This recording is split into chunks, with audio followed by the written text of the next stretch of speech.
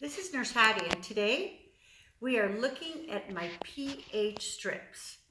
Okay, so you take your urine sample and you take your strip and you go ahead and put it right in there and you wait, usually about 30 seconds or so.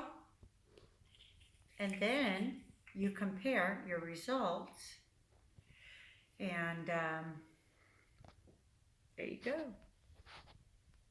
So this is about pH balance.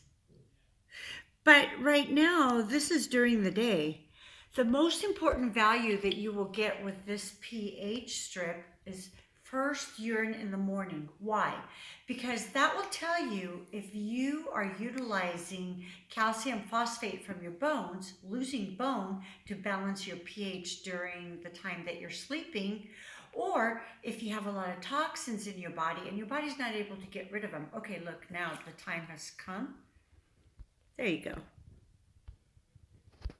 So I'm neutral.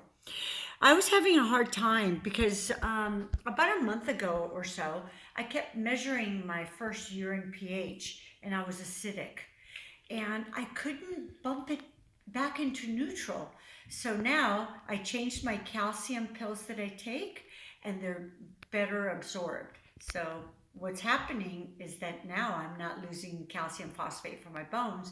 Therefore, I'm not going to end up having osteoporosis because day in and day out, then you become osteoporotic. So anyways, also this will give you a good indication if you're acidic. You most likely are, you have a lot of inflammation in your body, and the goal is that we do not have inflammation. All right, thanks for watching.